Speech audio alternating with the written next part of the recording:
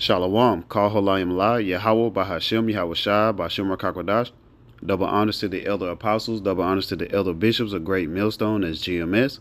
Peace and bless to the Akim and a few Akwat across the four winds. This is about the Maya from Great Millstone Houston coming to you another quick hit. I got this from Elder Tazapai in our camp. Trump's golden age, peace and safety.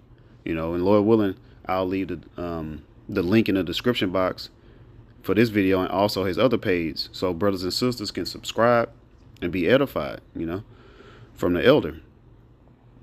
But it sparked my spirit, when I watched it last night. A golden age is a period of time when a society or culture experiences prosperity, peace, and great achievements. So when you go into one of the great achievements recently that came to mind is the Iron Dome. Trump wants to have an Iron Dome, similar to how Israel has one, but he wants to do one on a larger scale, since America, which is the virgin daughter of Babylon, or Babylon the Great, it's on a larger scale, so it has to be more, it has to be bigger. I don't want to say more, but it has to be bigger, larger in size. It's going to be a lot more that goes into it, more money, and more infrastructure, more materials that's going to be needed. Prosperity and peace. He's constantly talking about making America great again, about prosperity. But we know that's not going to happen, because ultimately the dollar's going to crash. Then what they're going to push, that RFID microchip, which is the mark of the beast, the MOTB. I call it the microcharagma, which is the size of a grain of rice that goes underneath your skin so that you'll be able to buy or sell. Also, there's a Neuralink chip that goes into your head or your forehead. Then when it goes into peace, we're living in a time of war. When you read in Ecclesiastes chapter 3, it's a time of war and a time of peace. You're not going to have peace until there's a time, until war is over. And we're living in a time of war. And part of how America prospers is during the time of war, But again, back in that prosperity, he wants to, I'll say prosperity and a great achievement is bringing back jobs here in America. But we know that, as the scriptures say in Isaiah, there's not going to be any work in Egypt, which Babylon the Great, or the virgin daughter of Babylon, is also known as spiritually Sodom and Egypt when you read Revelation 11 and 8. But one thing that caught my eye was the last portion of this definition. The term comes from Greek mythology and was first used in the 15th century. Now, if you go into the 15th century, which is the 1400s, it goes into what? The Renaissance, which the word Renaissance means rebirth. That's when the Edomites, the self-proclaimed white people, were coming out of captivity of the Dark Ages and coming into rulership. And that's when they started, pushing lies across the whole earth. One of the main lie was pushing Jesus Christ. And then also it says the term comes from Greek mythology, which the Greeks also go back to the Edomites. They push Alexander the Great. But I wanted to start with this one, Job chapter 9, verse 24. The earth is given into the hand of the wicked. He covered the faces of the judges thereof. If not, where and who is he? So in the Renaissance, that's when they started the iconoclasm, covering the faces of the judges. The judges is Yahweh, whom the world ignorantly calls God, and also Yahweh Shai, whom the world ignorantly calls Jesus Christ. So that's when these self-proclaimed white people started pushing that narrative. And Yahweh Bashim Yahweh Shai gave the world into the hands of the wicked. If you can't tell from the track record of Esau Edom that he's the wicked, then you're obviously still asleep.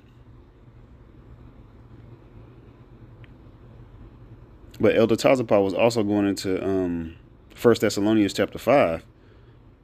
As you can see in the title, Trump's golden age, peace and safety. 1 Thessalonians chapter 5, I'm going to start at verse 1. But of the times and the seasons, brethren, ye have no need that I write unto you, for yourselves know perfectly that the day of the Lord Yahweh Bashim Yahweh Shai so cometh as a thief in the night. So we know perfectly that Yahweh is going to send Yahweh Shai, and it's going to sneak up on these people. Just like in the days of Noah, people were partying, drinking, marrying, giving into mirth until destruction came. 1 Thessalonians chapter 5, verse 3. For when they shall say peace and safety, then sudden destruction cometh upon them as travail upon a woman with child, and they shall not escape. So when a female, when her water breaks, hey, that's typically sudden, going to those birth pains, but you can't escape judgment. Why? Because you're thinking everything's good and peace and safety, then sudden destruction is going to come upon you. People are just celebrating real big, the Super Bowl. You have Valentine's Day coming up. They're going to constantly and continuously, worship these pagan holidays. All the way up in time, all the way up until what? The returning of Yahweh Shai and the heavenly host.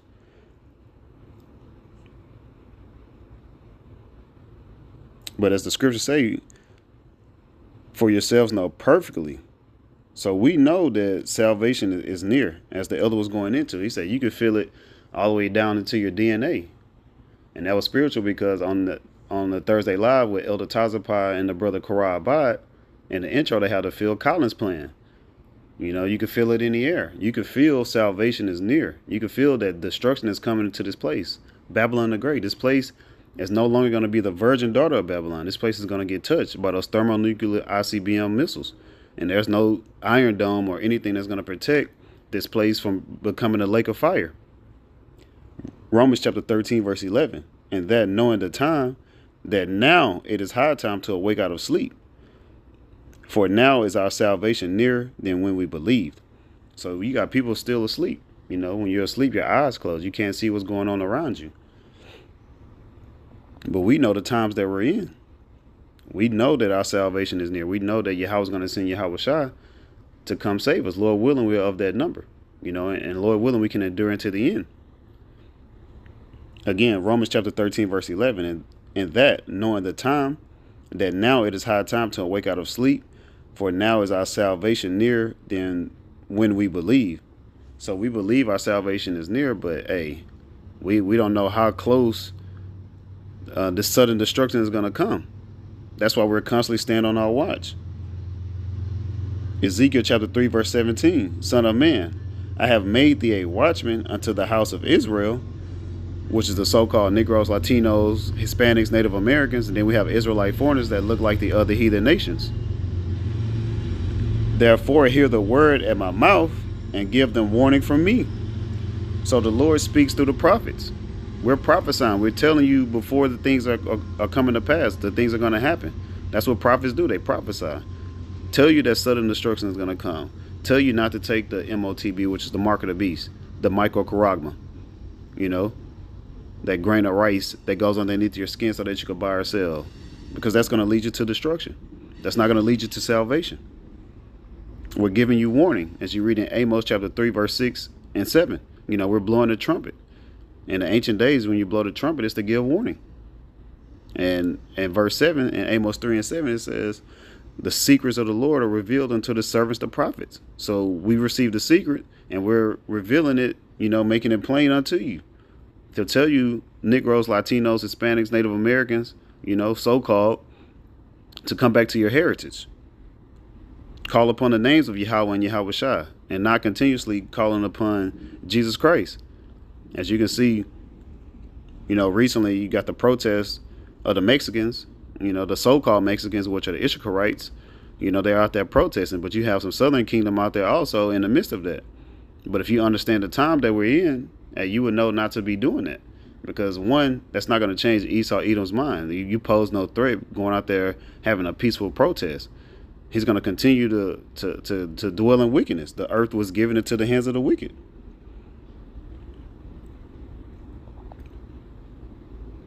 Second Esdras chapter 9, verse 1.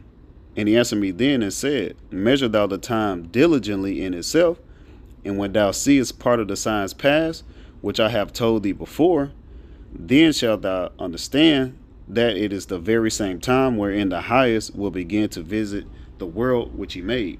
This is Esdras having dialogue with an angel, but measuring the time diligently. Salakia.